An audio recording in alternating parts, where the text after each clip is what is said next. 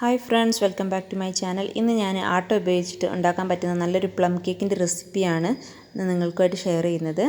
അപ്പോൾ ആദ്യം തന്നെ ഹൈ ഫ്ലെയിമിൽ തന്നെ ഒരു പാന് അടുപ്പത്ത് വെക്കുക. എന്നിട്ട് അതിലേക്ക് 1 കപ്പ് പഞ്ചസാര ഇട്ട് കൊടുക്കുക.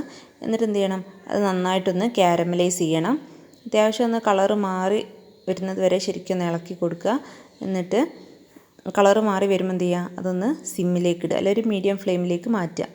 ഇനി ക്യാരമൽ നല്ല ബ്രൗൺ കളറായി സിമ്മിലാക്കിയതിന് ശേഷം 1/2 കപ്പ് വെള്ളം തിളപ്പിച്ചിട്ട് ഈ ഒരു ക്യാരമലിലേക്ക് ഒഴിച്ചു കൊടുക്കുക. ഒഴിക്കുന്ന സമയത്ത് പ്രത്യേകം ശ്രദ്ധിക്കുക, നമ്മൾ കയ്യിലേക്കൊക്കെ തെറിക്കാതെ നോക്കണം.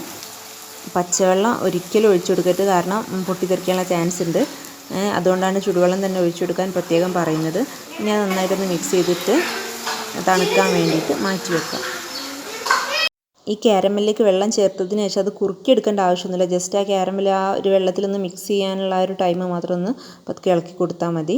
ഇനി മിക്സിയുടെ ചെറിയ ജാറിലേക്ക് ചെറിയൊരു കഷ്ണം പട്ടയും 1/4 കഷ്ണം ജാതിക്ക, അതുപോലെ തന്നെ 2 ഏലക്കായുടെ കുരുവും കൂടെ ഇട്ടിട്ട് അതിലേക്ക് 1/2 കപ്പ് പഞ്ചസാരയും ഇട്ട് നന്നായിട്ടൊന്ന് പൊടിച്ചെടുക്കുക. ഇനി വേറൊരു പാത്രത്തിലേക്ക് ഒരു അരിപ്പ വെച്ച് കൊടുത്തിട്ട് അതിലേക്ക് 2 കപ്പ് ആട്ടപ്പൊടി അളന്നെടുക്കുക. നമ്മുടെ കേക്ക് നല്ല സോഫ്റ്റായിട്ട് വരാൻ വേണ്ടിയിട്ടാണ് ഇങ്ങനെ അരിച്ചു കൊടുക്കുന്നത്. ഇനി അതിലേക്കൊരു 3/4 സ്പൂൺ ബേക്കിംഗ് പൗഡർ ഇട്ടിട്ടുണ്ട്. അതുപോലെ തന്നെ 1/4 സ്പൂൺ ബേക്കിംഗ് സോഡയും ഇട്ട് കൊടുക്കുക.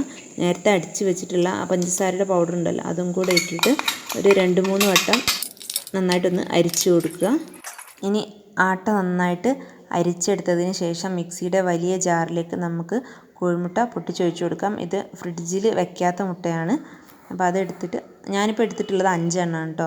അപ്പോൾ എനിക്ക് 2 കേക്ക് ഉണ്ടാക്കണം, അതുകൊണ്ട് ഞാൻ 5 എണ്ണം എടുത്തിട്ടുണ്ട്. ഇനി അത് മിക്സിയുടെ ജാറിലിട്ടിട്ട് നന്നായിട്ടൊന്ന് 1 മിനിറ്റോളം നന്നായിട്ടൊന്ന് അടിച്ചെടുക്കാം. ഇനി ഈ മുട്ടയിലേക്ക് 8 സ്പൂണ് സൺഫ്ലവർ ഓയിലാണ് എടുത്തിട്ടുള്ളത്, അത് ഒഴിച്ചു കൊടുക്കാം. എന്നിട്ട് ഒന്നും കൂടെ നന്നായിട്ടൊന്ന് ബ്ലെൻഡ് ചെയ്തെടുക്കുക. നമ്മുടെ കേക്ക് കുറച്ചുകൂടെ സോഫ്റ്റ് ആകാനൊക്കെ വേണ്ടിയിട്ടാണ് ഈ സൺഫ്ലവർ ഓയിൽ ഒഴിച്ച് കൊടുക്കുന്നത്.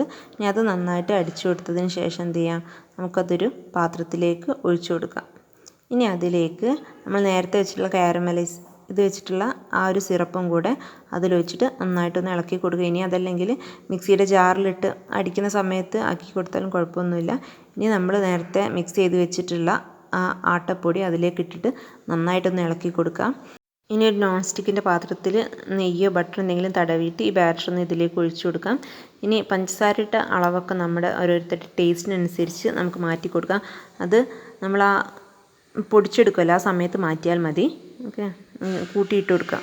അപ്പോൾ എൻ്റെ ടേസ്റ്റിനനുസരിച്ചാണ് ഞാൻ ചെയ്തിട്ടുള്ളത്. ഇനി ലോ ഫ്ലെയിമിൽ നമുക്കിതൊന്ന് ഒരു 20 മിനിറ്റ് കൊണ്ട് തന്നെ ഇത് കുക്ക് ചെയ്ത് കിട്ടുന്നതാണ്. ഇനി വേണമെങ്കിൽ ഒന്ന് തുറന്ന് നോക്കിയിട്ട് വെന്തിട്ടുണ്ടോ എന്ന് ടെസ്റ്റ് ചെയ്തിട്ട് നമുക്ക് വേണമെങ്കിൽ വേവിച്ചെടുക്കാം. ഇപ്പോൾ നല്ല പ്ലം കേക്ക് റെഡി ആയിട്ടുണ്ട്. അപ്പോൾ ബീറ്ററും ഓവനൊന്നും ഇല്ലാതെ എന്തായാലും നമ്മൾ ഉണ്ടാക്കി കഴിഞ്ഞാൽ ഫ്ലോപ്പായി പോകുന്ന ഒരു പ്രശ്നവുമില്ല. നല്ല സോഫ്റ്റാണ്. ഒരു ദിവസം ഫ്രിഡ്ജിൽ വെച്ച് കഴിക്കാൻ നല്ല ടേസ്റ്റാണ്. അപ്പോൾ എല്ലാവരും ഒന്ന് ട്രൈ ചെയ്ത് നോക്കുക.